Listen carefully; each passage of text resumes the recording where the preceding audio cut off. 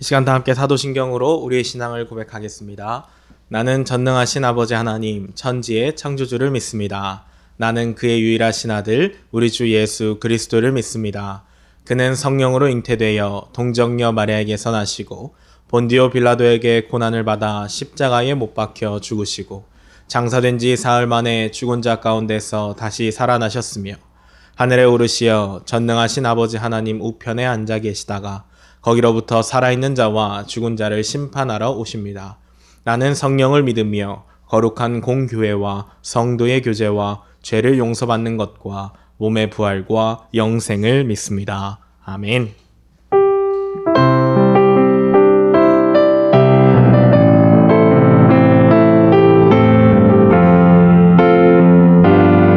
이제 우리 함께 찬양하며 나가겠습니다. 언제나 내 모습 너무나 부끄러워 무릎으로 주님께 기도로 가오니 나 홀로 서 있는 죽은 내 영 깨우사 주님만 나를 세워 내 영 살게 하소서. 주님 내 안에 주님 내 안에 내 안에 계시고 주님 내 안에 주님 내 안에 나를 세워주소서. 다시 한번 언제나 내 모습 언제나 내 모습 너무나 부끄러워 무릎으로 주님께 기도로 가오니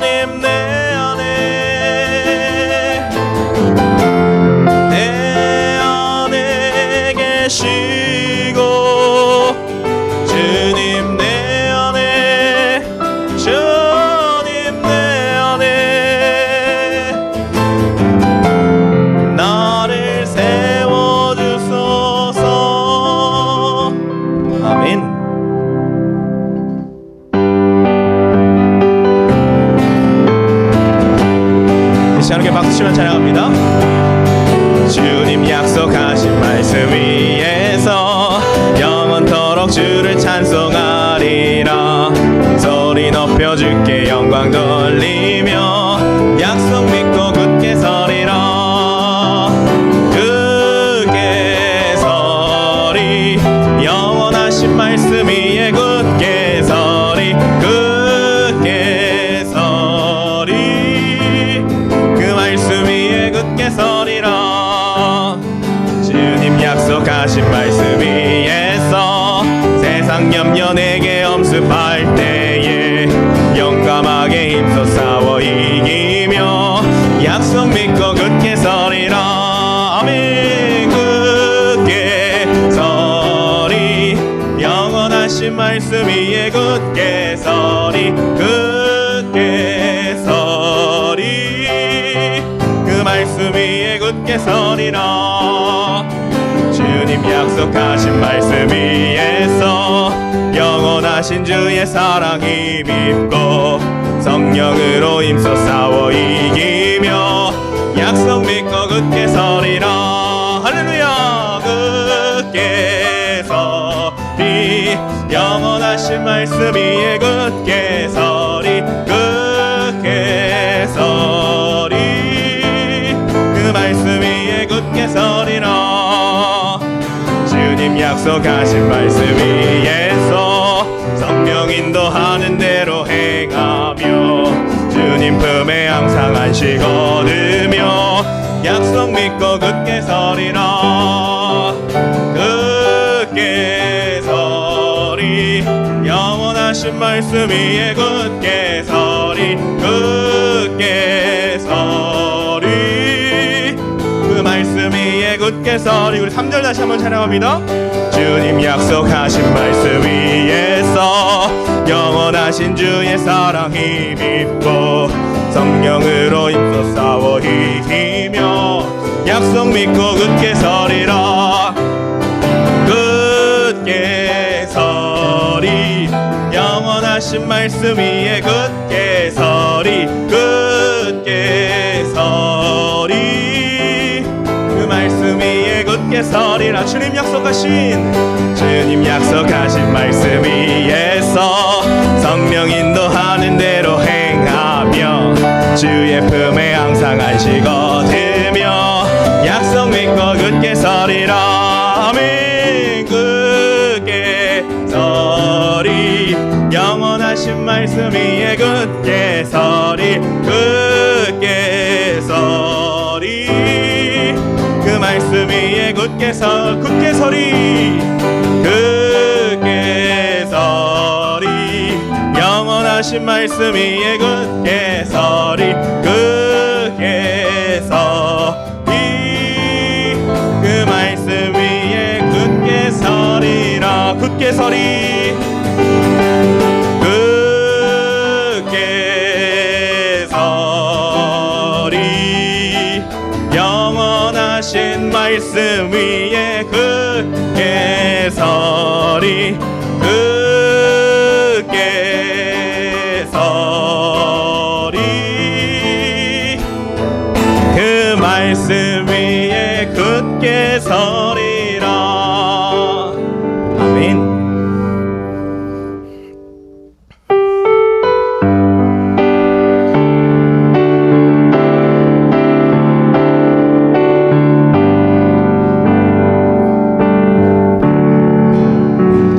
나의 주님께 찬양 드리며 그 크신 사랑 주 임재 감사해. 어둠 속에 찾아오셔서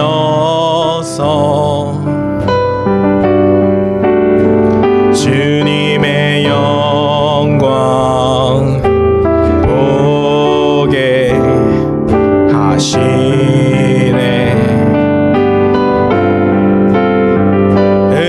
의심하는 나를 손 내밀어 잡아주시네.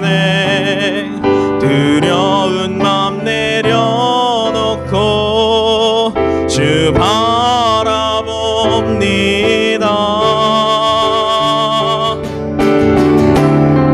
주님을 보게 하소서. 나를 붙드소서.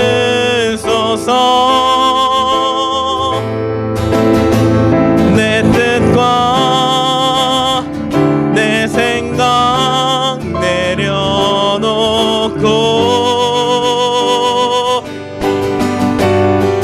주님 앞에 나 엎드려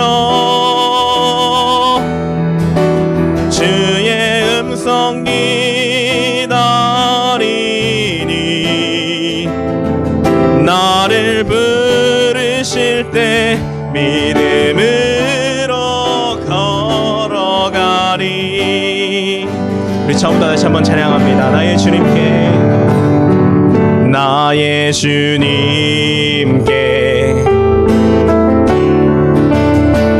찬양 드리며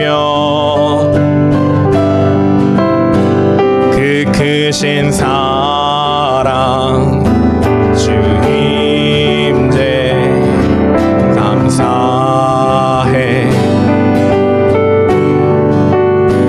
어둠 속에 찾아오셔서 주님의 영광 보게 하시네. 의심하는 나를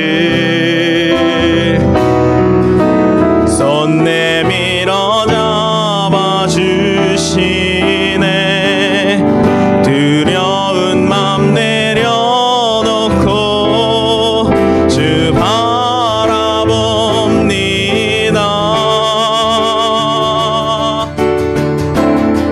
주님을 보게 하소서.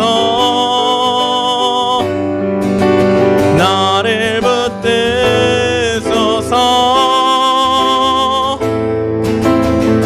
내 뜻과 내 생각 내려놓고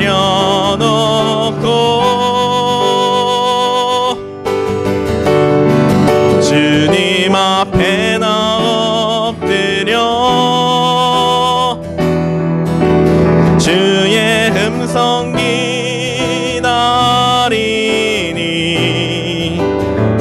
나를 부르실 때 믿음으로 걸어가. 주님을 보게 하소서. 주님을 보게 하소서. 나를 붙드소서. 내 뜻과 내 생각 내려놓고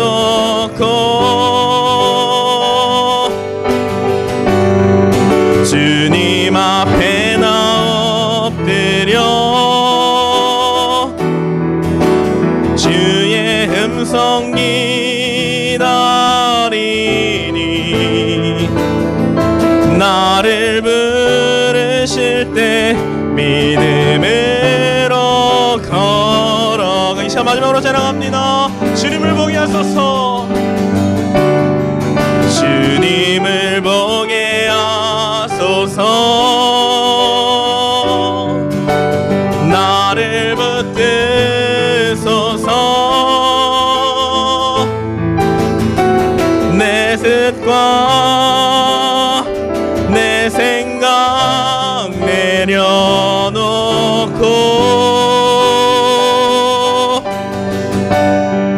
주님 앞에 나 엎드려 주의 음성 기다리니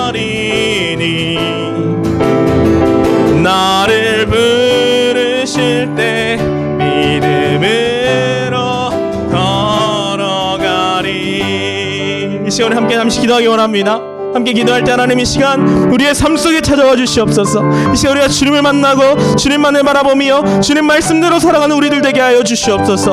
또한 오늘도 이 시간 예배 가운데 하나님의 영광이 나타나는 시간 되게 하여 달라고 이 시간 우리 합심하여 마음을 모아서 주님 앞에 기도로 나아갑니다. 하나님 감사합니다. 오늘도 주님의 보좌 앞으로 나갈 수 있도록 인도하여 주시니 감사합니다. 하나님 이 시간 우리가 주님을 만나기 원합니다. 우리가 주님만을 바라보며 하나님의 말씀대로 살아갈 수 있도록 아버지 인도하여 주시옵소서. 또한 주님을 예배하며 주님을 찬양하며 주님을 경배하며 나아가오니 이 시간 주님께서 이 시간을 기뻐 받아주시고 온전히 주님의 영광만이 드러나는 귀하고 복된 예배의 시간이 될 수 있도록 하나님 인도하여 주시옵소서. 감사드리며 거룩하시고 존귀하신 우리 주 예수 그리스도의 이름 받들어 간절히 기도합니다. 아멘.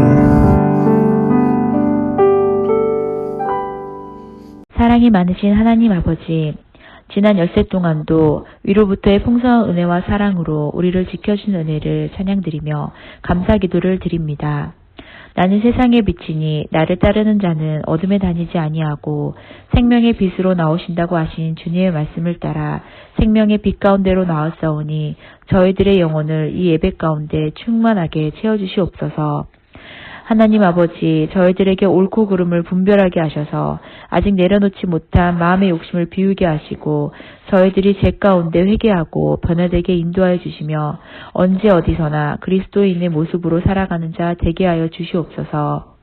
성도들끼리 서로의 안부를 묻고 한마음 한뜻으로 서로를 위해 기도하게 하시고 그리스도의 사랑을 나타내는 나무 십자가 성도들이 되게 하여 주시옵소서. 조국 대한민국을 위해 기도합니다. 바이러스와 여러 악재로 경제적으로 힘들고 신앙적으로 힘들어하는 국민들의 삶 위에 위로하심과 치유의 영이 함께하여 주시옵소서. 특별히 북한 땅의 배고픔과 아픔을 주님께서 다 아시오니 그들의 땅 위에 복음의 씨앗이 퍼져나가길 간절히 기도드립니다. 릴루의 원주민들의 삶도 함께 하셔서 그들 맘속에 주님으로부터 오는 평안이 심어지길 기도드립니다. 세계 각국에 파송되어 있는 선교사님들의 건강을 지켜주시고 특히 분쟁 지역에 계시는 선교사님들의 안전과 그들의 가정을 보호하여 주시옵소서. 이 시간 말씀을 선포하실 목사님에게 성령의 권능을 내려주셔서 믿음이 연약한 성도들에게 하나님의 놀라운 은혜가 넘치도록 하여 주시옵소서. 우리의 뜻이 아니 오직 아버지의 뜻을 쫓아 이루어지는 기도가 되길 간구하오며 날마다 새로운 은혜와 감사를 주시는 예수님 이름으로 두 손 모아 간절히 기도드립니다. 아멘.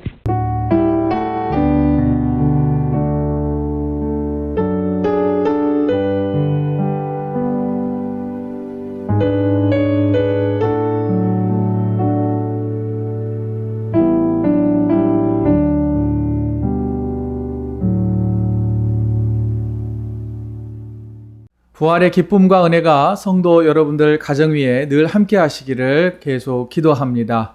교회 소식 전해드리겠습니다. 별도의 안내가 있을 때까지 온라인 예배가 지속됩니다. 여러분들 주일 오후 2시에 온 가족이 함께 예배에 동참해 주시기를 부탁을 드리고요. 수요 기도회와 아침 기도회에도 여러분들 함께 참여하셔서 은혜를 계속 유지하시기 바랍니다. 두 번째는 4월 성서학당 안내입니다. 독서 모임과 그리고 말씀과 삶을 나누는 큐티 묵상 모임 두 가지가 개설됩니다.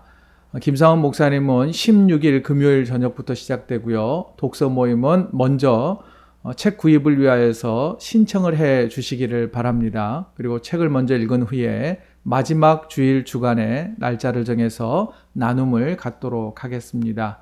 여러분들 함께 적극 참여해 주시면 감사하겠습니다. 세 번째, 온라인 봉헌 활용하시기 바랍니다. 이상 교회 소식 전해드렸습니다. 이 시간 우리 다 함께 일어나셔서 우리 자녀들 축복하는 시간 갖겠습니다.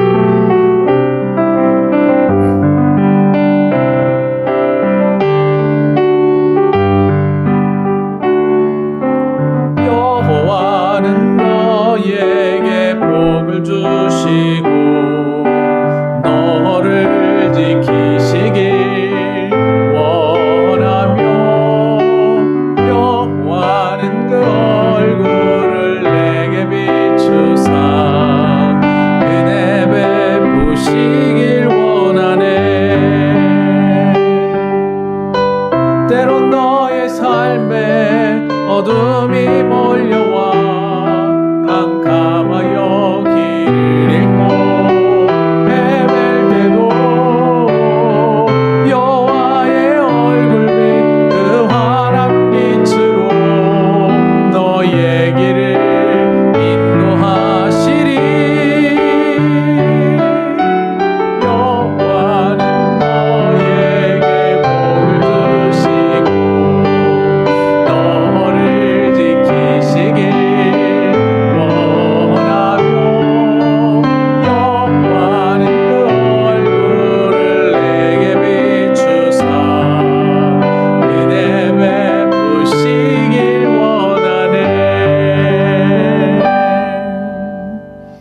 우리 함께 자녀들을 축복하며 기도하겠습니다.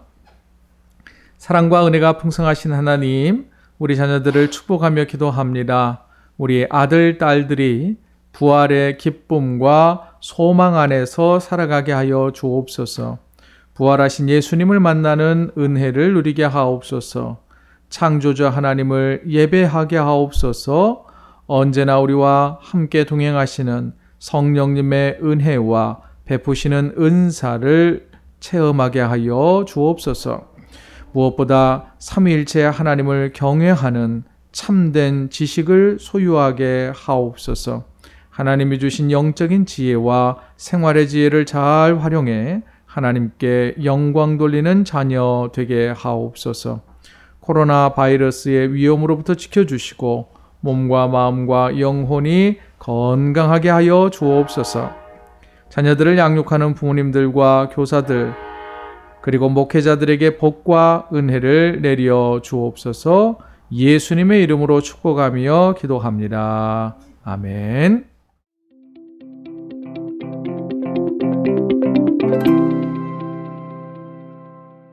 찬송가 159장 함께 찬송 부르시면서 봉헌하겠습니다.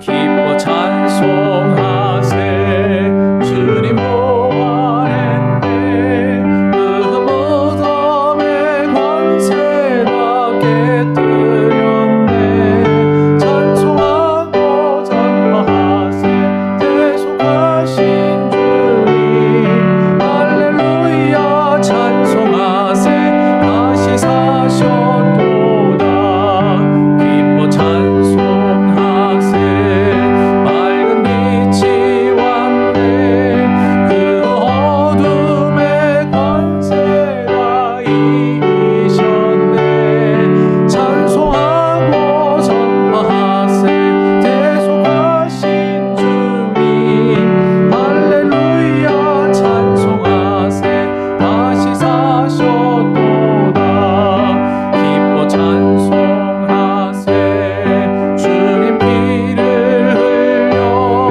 그 속량할 값을 다 치르셨네 찬송하고 전파하세 대속하신 주님 할렐루야 찬송하세 다시 사셨도다 기뻐 찬송하세 죄를 사했으니 그 속죄한 은혜라 찬송하세 찬송하고 전파하세 대속하신 주님 할렐루야 찬송하세 다시 사셨도다. 아멘. 함께 봉헌 기도하겠습니다. 부활의 기쁨과 은혜를 베풀어 주시는 사랑의 하나님 아버지, 세상의 욕망으로 가득한 저희들이지만 그럼에도 불구하고 사랑해 주시고 지켜 주시며 필요를 따라 돕는 은혜를 베풀어 주시니 감사드립니다. 코로나로 인해 식당과 체육시설을 포함한 많은 사업장들이 어려움에 처해 있습니다. 어려운 이때를 잘 견디고 버틸 수 있도록 지혜와 도움의 손길과 경제적인 힘을 더해 주옵소서. 빠듯한 형편 가운데서도 정성을 다해 봉헌하는 성도들을 축복하여 주옵소서. 기뻐하는 마음으로 삶을 드리는 성도들에게 샬롬의 은혜가 가득하게 하옵소서. 물질의 유혹 앞에서도 정직과 신뢰를 지켜갈 수 있게 하옵소서. 성경 말씀과 같이 저울추를 속이지 않게 하옵소서. 탐욕을 부리지 않게 하옵소서. 성도들의 믿음과 정성을 가지고 선교지를 돕습니다. 자녀들을 양육합니다. 교회를 관리하며 운영합니다. 규모 있게 그러나 인색하지 않게 하옵소서. 우리의 삶을 주님 앞에 드리오니 받아 주시옵소서. 드리는 손길과 가정마다 넉넉한 은혜와 자족의 축복을 내려 주옵소서. 이 모든 말씀 우리 주 예수 그리스도의 이름으로 간절히 기도드리옵나이다. 아멘. 오늘 우리에게 주시는 하나님의 말씀은 신약성경 누가복음 24장 13절부터 35절 말씀입니다. 누가복음 24장 13절부터 35절까지 우리 한 목소리로 읽겠습니다. 시작. 그날에 그들 중 둘이 예루살렘에서 25일이 되는 엠마오라 하는 마을로 가면서 이 모든 된 일을 서로 이야기하더라. 그들이 서로 이야기하며 문의할 때에 예수께서 가까이 이르러 그들과 동행하시나 그들의 눈이 가리어져 그인 줄 알아보지 못하거늘 예수께서 이르시되 너희가 길 가면서 서로 주고받고 하는 이야기가 무엇이냐 하시니 두 사람이 슬픈 빛을 띠고 머물러 서더라. 그 한 사람인 글로바라 하는 자가 대답하여 이르되 당신이 예루살렘에 체류하면서도 요즘 거기서 된 일을 혼자만 알지 못하느냐. 이르시되 무슨 일이냐. 이르되 나사렛 예수의 일이니 그는 하나님과 모든 백성 앞에서 말과 일에 능하신 선지자이거늘 우리 대제사장들과 관리들이 사형 판결에 넘겨주어 십자가에 못 박았느니라. 우리는 이 사람이 이스라엘을 속량할 자라고 바랐노라. 이뿐 아니라 이 일이 일어난 지가 사흘째요. 또한 우리 중에 어떤 여자들이 우리로 놀라게 하였으니 이는 그들이 새벽에 무덤에 갔다가 그의 시체는 보지 못하고 와서 그가 살아나셨다 하는 천사들의 나타남을 보았다 함이라. 또 우리와 함께 한 자 중에 두어 사람이 무덤에 가 과연 여자들이 말한 바와 같음을 보았으나 예수는 보지 못하였느니라 하거늘 이르시되 미련하고 선지자들이 말한 모든 것을 마음에 더디 믿는 자들이여 그리스도가 이런 고난을 받고 자기의 영광에 들어가야 할 것이 아니냐 하시고 이에 모세와 모든 선지자의 글로 시작하여 모든 성경에 쓴 바 자기에 관한 것을 자세히 설명하시니라. 그들이 가는 길에 마을에 가까이 가매 예수는 더 가려 하는 것 같이 하시니 그들이 강권하여 이르되 우리와 함께 유하사이다. 때가 저물어가고 날이 이미 기울었나이다 하니 이에 그들과 함께 유하러 들어가시니라. 그들과 함께 음식 잡수실 때에 떡을 가지사 축사하시고 떼어 그들에게 주시니 그들의 눈이 밝아져 그인 줄 알아보더니 예수는 그들에게 보이지 아니하시는지라. 그들이 서로 말하되 길에서 우리에게 말씀하시고 우리에게 성경을 풀어주실 때에 우리 속에서 마음이 뜨겁지 아니하더냐 하고 곧 그때로 일어나 예루살렘에 돌아가 보니 11 제자 및 그들과 함께한 자들이 모여 있어 말하기를 주께서 과연 살아나시고 시몬에게 보이셨다 하는지라. 두 사람도 길에서 된 일과 예수께서 떡을 떼심으로 자기들에게 알려지신 것을 말하더라. 아멘. 이달의 말씀 함께 암송하겠습니다. 시작. 예수께서 이르시되 나는 부활이요 생명이니 나를 믿는 자는 죽어도 살겠고 무릇 살아서 나를 믿는 자는 영원히 죽지 아니하리니 이것을 내가 믿느냐. 아멘. 부활의 기쁨은요. 부활주일 하루만이 아니라 영원토록 지속되는 은혜가 있기를 간절히 축복합니다. 자, 오늘 말씀의 제목은요. 두 제자가 부활하신 예수님을 만나다입니다. 부활의 기쁨과 소망과 믿음이 앞서 말씀드린 것처럼 여러분들 가정 위에 늘 함께하기를 축복합니다. 여러분 오늘은요. 부활절 이후 첫 번째 맞는 주일입니다. 그런데 우리의 삶에 우리의 믿음 가운데 부활의 기쁨은 온데간데 없이 다시 사순절을 보내고 있지는 않습니까? 다시 십자가의 고난을 묵상하고 여전히 고난 가운데서 절망하고 낙심하고 계시는 분은 없는지 걱정이 됩니다. 여러분 지난 사순절 동안 우리는 고난을 충분히 묵상을 했습니다. 이제는 예수님이 부활하시고 난 이후 50일이 지난 다음 오순절이 될 때까지 우리 서로 함께 기쁨의 50일을 보냈으면 정말 좋겠습니다. 부활의 은혜가 가득한 50일, 그리고 부활의 주님을 인격적으로 만나고 체험하는, 사랑을 체험하는 그런 기쁨의 50일을 보낼 수 있기를 기대해 봅니다. 그래서 앞으로 3주 동안요, 저는 부활하신 예수님을 만난 사람들 시리즈 설교를 총 3번에 걸쳐서 여러분들과 함께 나누고자 합니다.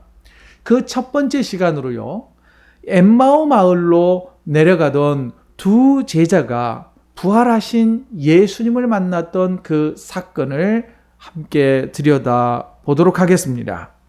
자, 예수님께서 십자가에 달려 돌아가시자 제자 공동체는 뿔뿔이 다 흩어져 버렸습니다.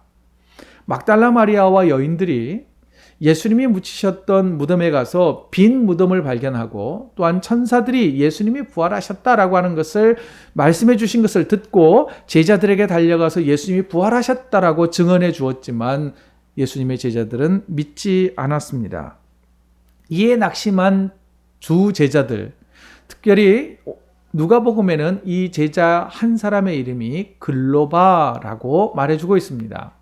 아마 이 두 제자는 예수님의 핵심 제자였던 12제자는 아니었지만 누가복음에 보면 70명의 전도대를 보내는 사건이 다 등장을 하는데 아마 그 70명 가운데 한 명이 아닐까, 두 명이 아닐까 생각해 봅니다.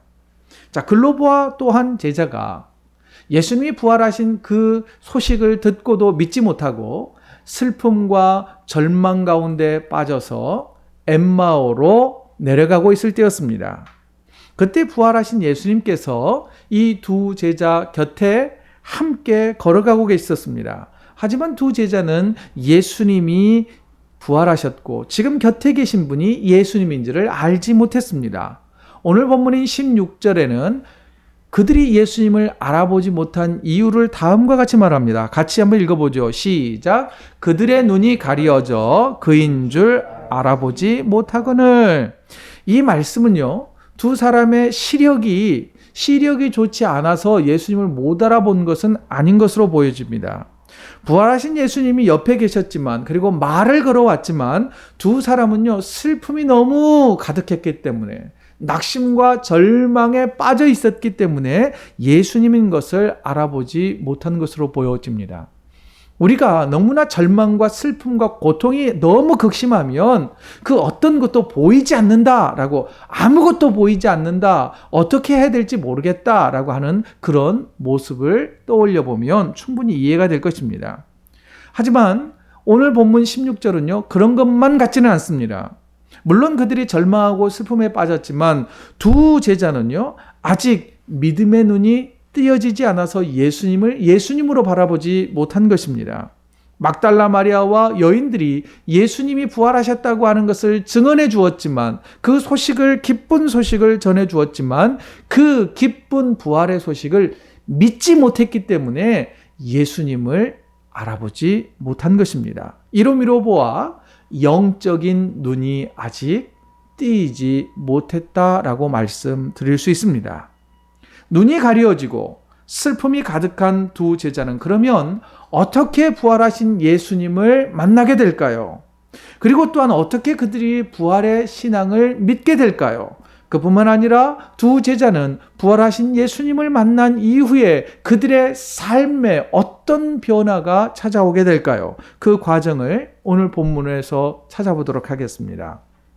먼저 부활하신 예수님이 곁에 계셨지만 알아보지도 못하고 부활의 믿음도 아직 확실하지 못한 두 제자, 이 두 제자를 예수님이 먼저 찾아가셨다라고 하는 게 큰 은혜의 메시지입니다. 믿음 없는 우리에게 주님이 먼저 찾아오셔서 믿음을 불어 넣어 주신단 말입니다. 그런데 예수님께서요, 이 믿음 없이 절망 가운데서 엠마오로 가는 두 제자를 찾아오셔서 이렇게 말씀하십니다. 25절 보시죠. 같이 읽습니다. 시작. 이르시되 미련하고 선지자들이 말한 모든 것을 마음에 더디 믿는 자들이여. 여러분, 이 25절에 예수님의 말씀에 이 뉘앙스가 어떻게 들립니까? 책망하는 것 같습니까? 이거 이 멍청한 사람들아, 이 미련한 사람들아, 뭐 어째서도 믿지를 못해, 뭐 이런 것 같습니까? 제가 보기에는요, 그런 것 같지 않아요. 예수님의 억양과 목소리와 지금 이 모두가요, 이게 어린 아이를 바라보는 듯한 그런 애틋한 마음, 긍휼의 마음이 서려 있습니다. 아마 똑같은 말이지만 아마 이러지 않았을까 싶어요. 아이고, 이런 바보 같은 친구들하고는, 이런 똥멍청이 같은, 잘 들어봐, 지금부터 내가 하는 말 잘 들어, 막 이렇게 뭔가 깨닫게 해주시기 위하여, 그리고 친근한 그런 모습으로 미련한 자들이다라고 말씀하시지 않았을까 싶습니다. 저는 오늘 본문 25절이요, 은혜가 돼요. 오히려 책망하지 아니하시고 오히려 다가오셔서 그들이 무엇이 부족한지를 알고 계셨던 부활의 주님, 그것은 바로 예수님의 사랑이라고 표현해보고 싶습니다. 그리고 나서 예수님께서는요, 이 아직 부활의 믿음이 없고 절망 가운데 있는 두 제자에게 성경을 자세히 풀어 가르쳐 주시고 설명해 주십니다. 27절이에요. 같이 읽습니다. 시작. 이에 모세와 모든 선지자들의 글로 시작하여 모든 성경에 쓴 바 자기에 관한 것을 자세히 설명하시니라. 창세기부터 시작해서요, 모세의 오경과 구약의 선지자들의 예언들을 쭉 자세히 설명해 주셨습니다. 이 모습 속에서요, 예수님이 얼마나 인내하고 계신지 여러분도 느껴지십니까? 차분히 설명해 주시잖아요. 다시 한두 번 설명해 주시는 게 아니에요. 그리고 또한 지금 옆에 있는 예수님을 알아보지도 못하고 예수님께서 메시아의 사역을 하실 것이다 라고 하는 것을 누누이 말씀해 주었지만 여전히 그것을 믿지 못하고 깨닫지 못했던 그 제자들을 여전히 사랑하셔서 가르쳐 주시고 깨닫게 하시는 예수님의 모습을 우리는 눈여겨보아야 하는 것입니다. 부활의 믿음이 없어 절망하고 실망한 제자들을 어린이를 대하듯 대해 주신단 말이죠.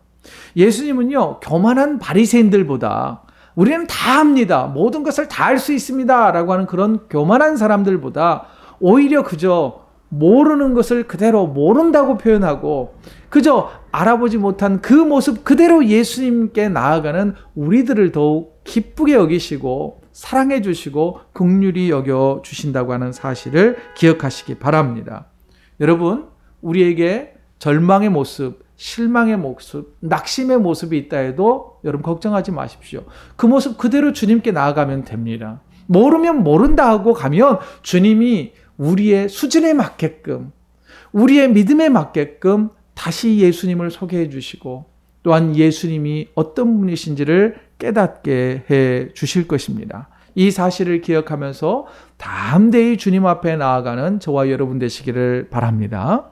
자, 그런데 여기에서 예수님께서 두 제자에게 풀어주신 성경은 신약 성경이 아닙니다. 구약 성경이었습니다. 예수님과 제자들, 그리고 사도 바울과 초대교회의 모든 성도들은 신약 성경을 가지고 있지 않았습니다. 신약 성경이 기록되기 전에 그들이 묵상한 성경은 구약 성경이었다는 것을 기억하시기 바랍니다. 어떤 분들은 이렇게 이야기합니다. 우리가 신구약 성경이라고 표현하죠. 항상 신약을 앞에 둡니다. 그런데 또 어떤 분들은 이야기해요. 구약이 없으면 신약이 없어요. 이렇게 말하는 분들이 있습니다. 그래서 어떤 분들은 구약이 더 중요하다. 아니, 신약이 더 중요하다. 왜냐? 성경을 봐라. 신약 성경은 예수님의 말씀은 빨간색으로 다 기록해 줬지 않았느냐. 그래서 신약을 더 중요하다라고 주장하기도 합니다. 과연 그럴까요? 구약과 신약, 신약과 구약, 어떤 것이 더 우월할까요? 비교할 수 없는 겁니다. 구약 성경과 신약 성경은요, 연속성을 가지고 있고요.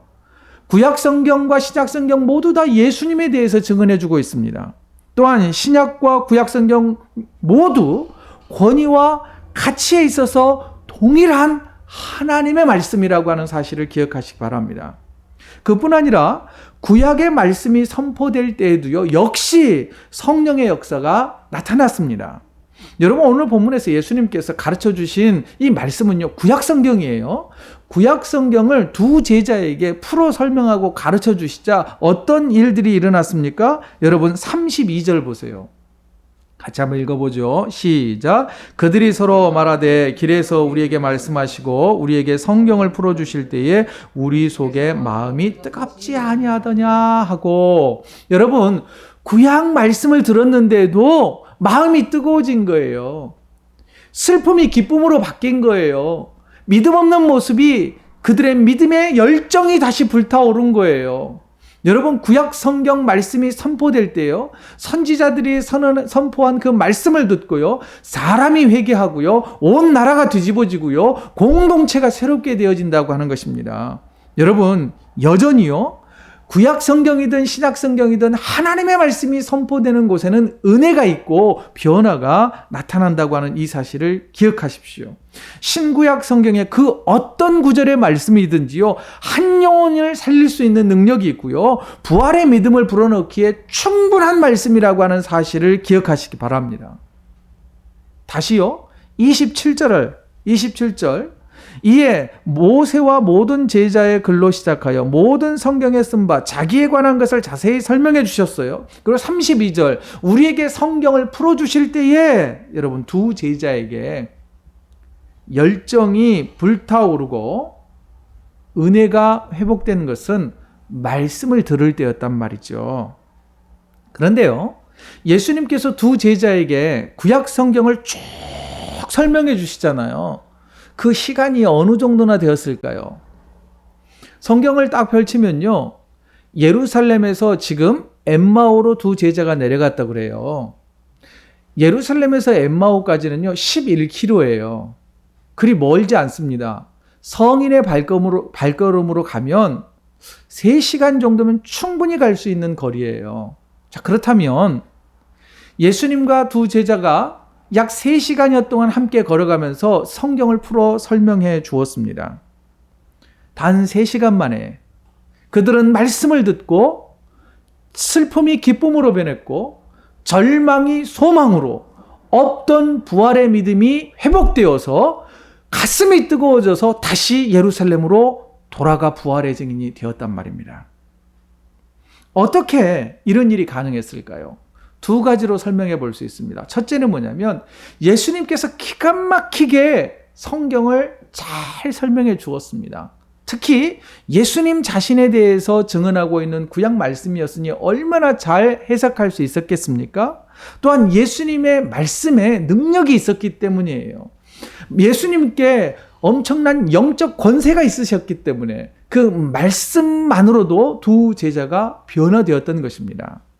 또 한 가지는요, 예수님과 두 제자가 평소 성경을 가까이 했기 때문입니다. 이것은 어디에서 단서를 찾아볼 수 있느냐면 예수님과 두 제자 모두 유대인이었다라고 하는 사실입니다.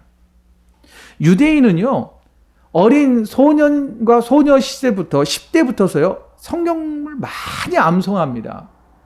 매주 회당에 가서 토라를, 모세오경을 공부하면서 성장을 합니다. 유대인 문화에서는요, 식사할 때 성경을 토론하는 일을 매우 중요하게 생각을 했습니다. 유대인들은요, 그래서 밥상머리 교육을 그렇게 강조했어요. 유대인들의 격언에 따르면요, 밥상머리 교육을 얼마나 많이 강조했는지를 알 수 있는데요. 로이스 티어베르크라고 하는 분의 책이 있는데요. 랍비 예수와 함께 성경 읽기, 그 책의 197쪽에 보면 이런 이야기가 기록되어 있습니다. 한번 다 같이 한번 읽어볼까요? 시작. 세 사람이 한 식탁에서 먹고 토라 이야기가 나오지 않으면 죽은 자의 제단에서 먹는 것과 같다. 그러나 세 사람이 한 식탁에서 먹고 토라 이야기가 나오면 하나님의 식탁에서 먹은 것과 같다. 한마디로 밥상머리 교육은 모두 다 성경을 가르치고 성경에 대해서 묻고 답하는 일들로 식사가 채워졌다는 거예요. 이렇게 회당에서 밥상머리 교육을 통해서 일상 속에서 성경을 가까이 했습니다. 글을 읽지 못해도 충분히 성경을 배울 수가 있었어요. 그리고 많은 삶의 지혜를 들어서 깨달았단 말입니다. 이게 이제 유대인들의 교육 방법이었죠. 여자라고 해서 소외되지 않았어요. 누구든지 성경을 읽고 듣고 토론하고 또한 그 은혜를 나눌 수 있는 기회가 보장되는 게 바로 유대인들의 삶이요 생활이었단 말입니다. 이처럼 예수님과 두 제자가 평소에 구약 성경을 가까이 했기 때문에 단 3시간여 만에 구약의 메시지를 충분히 이해할 수 있었고, 또한 구약에 예언된 메시아에 대해서 풀어 설명해 주자 그 뜻을 이제서야 분명하게 깨달을 수 있었어요. 두 제자는 성경에 기록된 메시아 사상과 부활의 신앙을 바르게 이해하면서 영적인 회복이 일어난 것입니다. 예수님께서도요, 직접 말씀하셨어요. 요한복음 5장 38절이에요. 같이 읽습니다. 시작. 그 말씀이 너희 속에 거하지 아니하니 이는 그가 보내신 이를 믿지 아니함이라. 우리에게 부활의 믿음이 없고 절망 가운데서도 말씀을 들어도 은혜가 없다면 그것은 우리가 말씀을 가까이 하지 않기 때문이다라고 주님은 말씀합니다. 그뿐만 아니라요, 아브라함 허셀이라고 하는 분은 이런 말을 했어요. 성경은 모든 언어로 모든 시대 속에서 말을 건넨다. 여러분, 예수님이 풀어주신 그 구약의 말씀은 지금 우리도 역시 묵상하고 있는 말씀과 동일하다는 거예요. 여러분, 모든 시대 속에서 말씀은 우리에게 교훈을 주시고 하나님을 증거해 주시고 부활의 믿음, 소망, 절망 가운데 빠져 있는 사람들을 일으켜 세우는 능력이 있다는 말씀입니다. 이 이유가 우리가 매일 성경을 묵상해야 하는 이유인 것입니다. 여러분, 폭포수가 바위를 뚫을 수 있습니다. 거센 강물이 큰 돌을 굴려낼 수 있어요.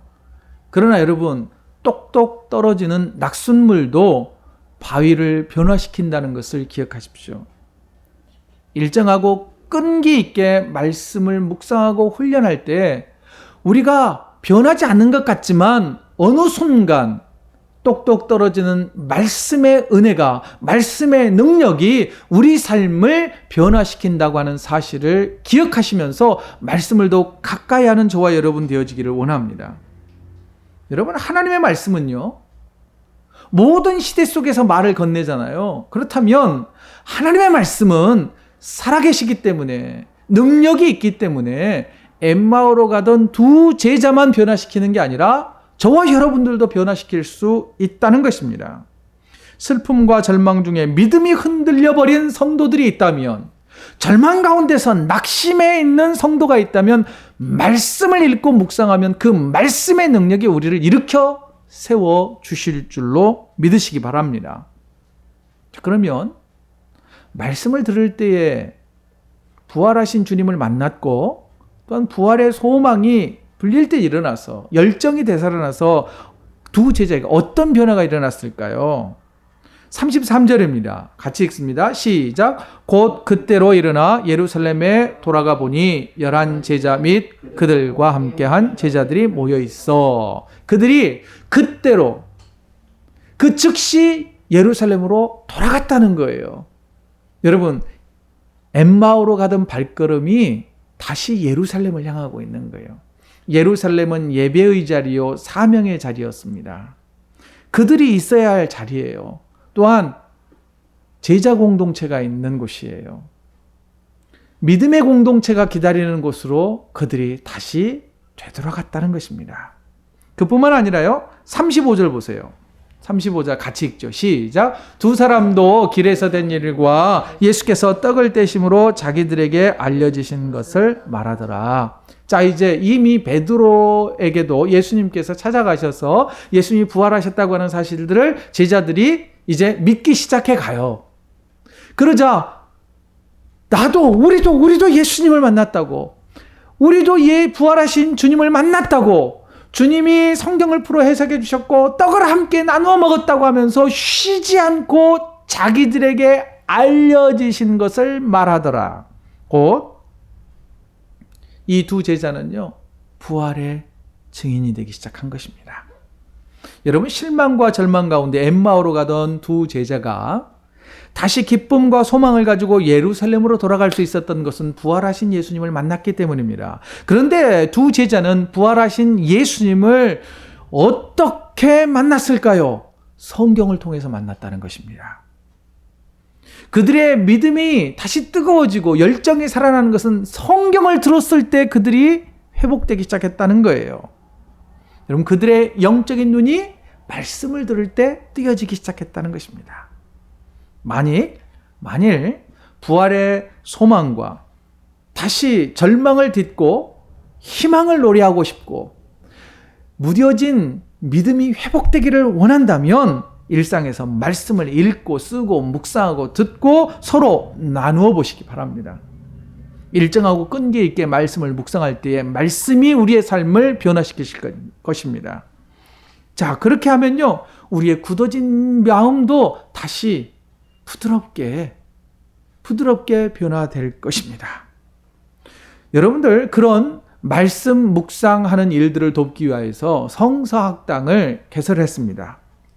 성경 본문을 읽고 묵상하고 어떻게 우리의 삶에 적용할 수 있을지에 대해서 김상훈 목사님께서 자세하게 3주 동안 여러분들에게 그 방법들을 가르쳐주고 또한 깊은 말씀의 나눔을 함께 나눌 것입니다. 등록하십시오. 참여하십시오. 또한 어떻게 하면 부활의 믿음을 소유한 거듭난 삶을 살 수 있을까? 그리고 또한 어떻게 하면 우리가 거듭난 자의 사명을 감당할 수 있을까? 또한 경이로운 생명을 맡겨주신 우리의 자녀들이 어떻게 하면 우리의 자녀들이 거듭난 삶을 살게 할까?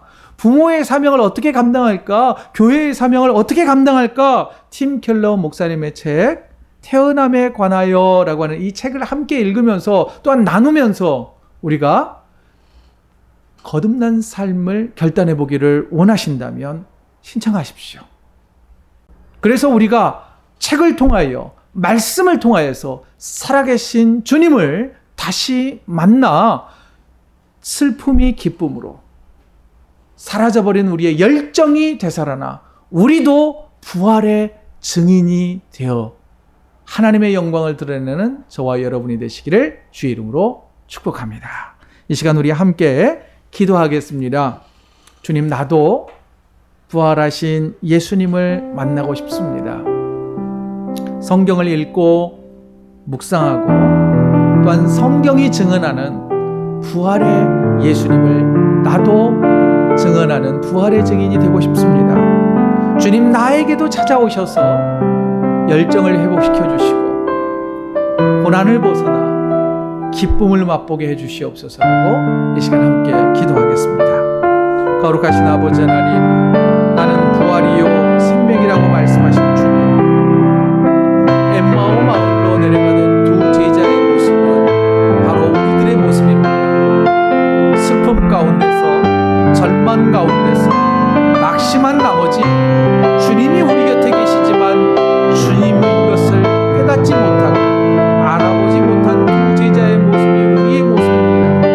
그럼에도 불구하고 우리를 찾아오셔서 믿음 주시고 소망 주시고 만져주시고 위로하시고 다시금 믿음의 길을 걷게 하시니 감사를 드립니다.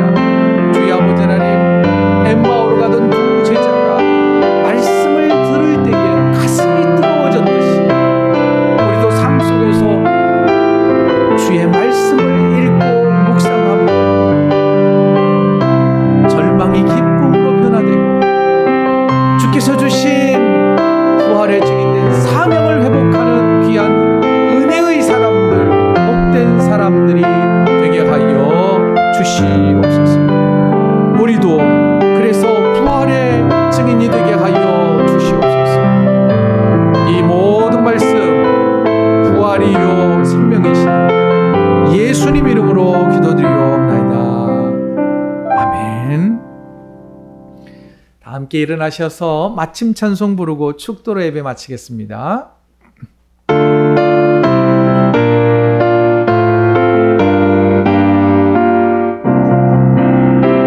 선을 행하면서 낙심치 말라. 끝까지 참고 포기하지 말라. 마음 굳게 하고 용기 잃지 말라. 마침내 거두리라. 선을 행하면서 낙심치 말라. 끝까지 참고 포기하지